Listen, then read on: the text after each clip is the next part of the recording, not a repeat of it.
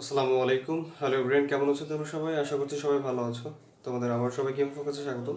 বন্ধুরা, আজকে আমরা নবম-দশম শ্রেণীর সাধারণ গণিতের ৯ অধ্যায় অর্থাৎ ত্রিকোণমিতি চ্যাপ্টার ৯.১ নিয়ে কথা বলবো। আমাদের ৯.১-এ যে অঙ্কগুলি আছে পর্যায়ক্রমে আমরা প্রত্যেকটি অঙ্ক সমাধান করার চেষ্টা করবো ইনশাআল্লাহ। তো এই অধ্যায়ের কিছু বেসিক সূত্র আছে, এই সূত্রগুলি আমাদের আগে ভালো করে জানতে হবে। তো আমি তোমাদের অনুরোধ করব, তোমরা এই অধ্যায়ের প্রত্যেকটা অঙ্ক করার আগে সূত্রগুলি ভালো করে বুঝবে, বিশেষ করে ত্রিকোণমিতিক যে মানগুলি আছে সাইন, কস, ট্যান, কট, সেক, কোসেক এবং প্রত্যেকটির যে 0 ডিগ্রি, 30 ডিগ্রি, 45, 60 আর 90 ডিগ্রি এর প্রত্যেকটি মান আমাদের দরকার।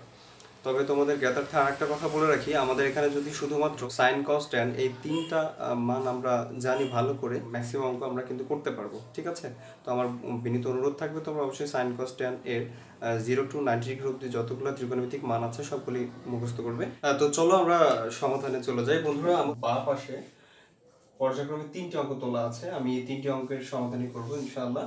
তো প্রথম যে প্রশ্নটি, সেখানে বলা আছে 1/sec স্কয়ার a প্লাস হচ্ছে 1/cosec স্কয়ার a ইকুয়াল হচ্ছে 1, ঠিক আছে? অর্থাৎ লেফট সাইড থেকে আমাদের রাইট সাইডটা দেখাতে হবে। বন্ধুরা, এটা হচ্ছে মূল বইয়ের 6 নম্বরের 1 নাম্বার সাব নাম্বার হচ্ছে 1। এখানে বলা আছে 1/sec স্কয়ার a প্লাস হচ্ছে 1/cosec স্কয়ার a ইকুয়াল হচ্ছে 1, ঠিক আছে? আমরা লেফট সাইড দিলাম, লেফট সাইড দিয়ে আমরা লিখব 1/sec স্কয়ার a প্লাস হচ্ছে 1/cosec স্কয়ার a। বন্ধুরা, তোমাদের আবার বলছি, অবশ্যই তোমাদের সূত্রগুলি ভালো করে জানতে হবে, তাহলে আমরা 9 অধ্যায়ের অঙ্কগুলি করতে পারবো। তোমরা শুধুমাত্র ত্রিকোণমিতির যে সাইন, কস, ট্যান এই 3টি সূত্র, এইগুলির 0 ডিগ্রি টু 90 ডিগ্রির সবগুলি মান আমাদের জানতে হবে। এবং আমাদের ত্রিভুজের যে আমরা টেরা লম্বা ভূত যেই সূত্রটি আমরা জানি, অর্থাৎ লম্ববায়ু অতিভুজ, ভূমিবায়ু অতিভুজ, লম্ববায়ু ভূমি, এরকম এই সূত্রগুলি আমাদের ভালো করে জানতে হবে। তো বন্ধুরা, আমরা লেফট সাইড তুললাম। বন্ধুরা, একটু খেয়াল করে দেখো, এখানে 1/sec স্কয়ার আছে। তোমরা একটু খেয়াল করো, 1/sec এর সরাসরি কিন্তু সূত্র আছে 1/sec ইকুয়াল হচ্ছে cos, তাই না? আবার 1/cosec স্কয়ার, 1/cosec ইকুয়াল হচ্ছে sin। আমরা যদি সহজ নিয়মে করি তাহলে 1/sec স্কয়ারকে আমরা লিখতে পারি cos স্কয়ার a প্লাস হচ্ছে 1/cosec স্কয়ার ইকুয়াল হচ্ছে sin স্কয়ার a, ঠিক আছে? বন্ধুরা, sin স্কয়ার এবং cos স্কয়ার ইকুয়াল হচ্ছে 1, আমরা এটা জানি। রাইট সাইড কিন্তু আমরা পেয়ে গিয়েছি। বন্ধুরা, এটা আমি আরেকটা ওয়েতে দেখিয়ে দিচ্ছি, আমি একটু মুছে দিচ্ছি, একটু খেয়াল করো। এখানে sec কে যদি আমরা ভাঙি, sec ইকুয়াল হচ্ছে 1/cos, সো এটাকে আমরা sec কে লিখতে পারি 1/cos, যেহেতু স্কয়ার আছে আমরা স্কয়ার দিয়ে দিলাম, ঠিক আছে? প্লাস আছে, প্লাস দিলাম।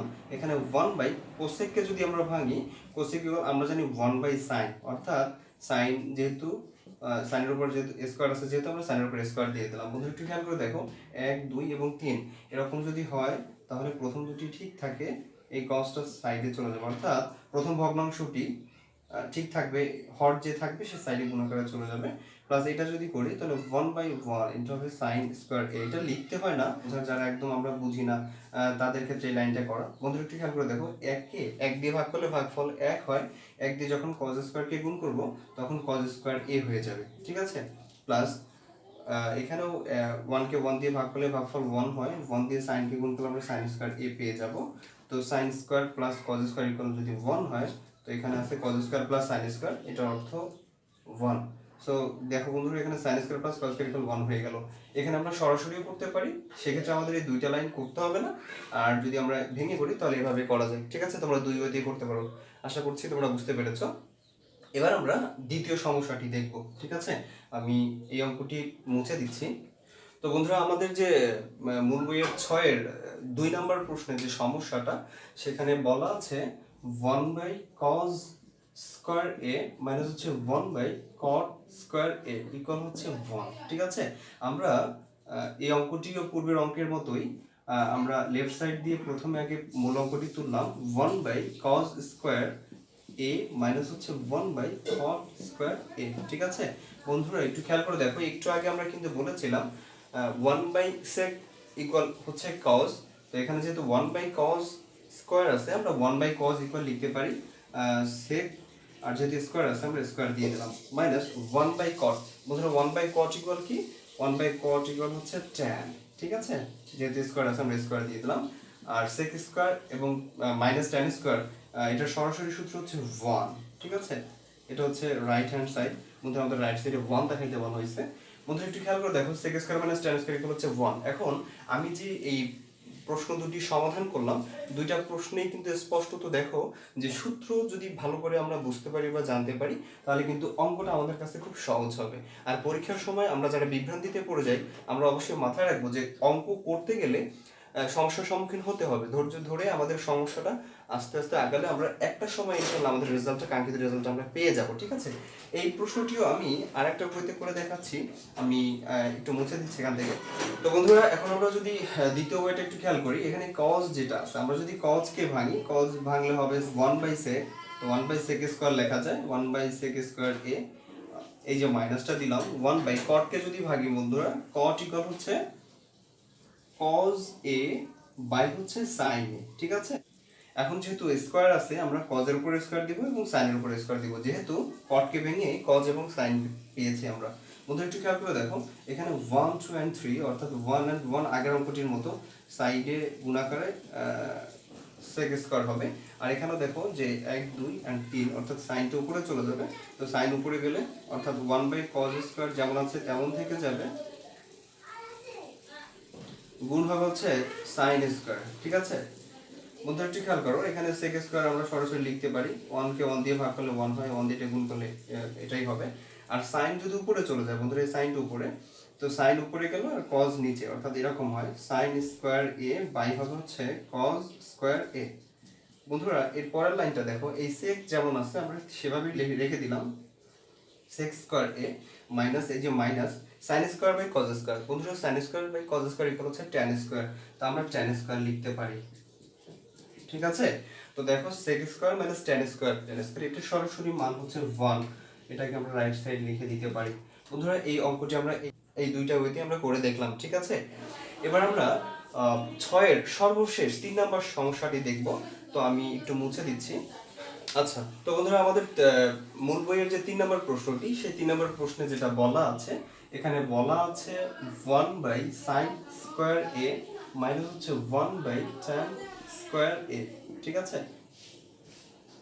ইকুয়াল হচ্ছে 1। বন্ধুরা এই প্রশ্নটি একই রকম, আমরা প্রথমে লেফট সাইড দিয়ে মূল অঙ্কটি তুলব, 1/sin square a minus 1/tan square a। বন্ধুরা 1/sin আমরা ফার্স্ট যে অঙ্কটি করেছিলাম, এখানে কোসেক, এই কোসেককে ভেঙে আমরা sin লিখেছিলাম, 1/sin স্কয়ার ইকুয়াল সরাসরি কোসেক স্কয়ার লেখা যায়, মাইনাস 1/tan ইকুয়াল হচ্ছে cot স্কয়ার a, ঠিক আছে? বন্ধুরা sec cosec square minus cot square এর সরাসরি মান হচ্ছে 1, তো আমরা কিন্তু আমাদের কাঙ্ক্ষিত রেজাল্ট পেয়ে গিয়েছি। বন্ধুরা এই প্রশ্নটি আবার আমরা দ্বিতীয় ওয়েতে করব, তো আমি একটু মুছে দিচ্ছি। আচ্ছা, এবার দেখবো আমরা দ্বিতীয় ওয়েটা কি। বন্ধুরা একটু খেয়াল করে দেখো, 1/sin, এই 1/sin কে আমরা কোসেক লিখতে পারি সরাসরি। আমরা যদি এই sin কে ভাঙি, sin কে ভাঙলে 1/cosec পাওয়া যায়, যেহেতু স্কয়ার আছে আমরা স্কয়ার দিয়ে দিলাম, ঠিক আছে? মাইনাস দিলাম, মাইনাস 1/tan কে যদি ভাঙি, tan ইকুয়াল আমরা জানি sin a বাই হচ্ছে cos a, ঠিক আছে?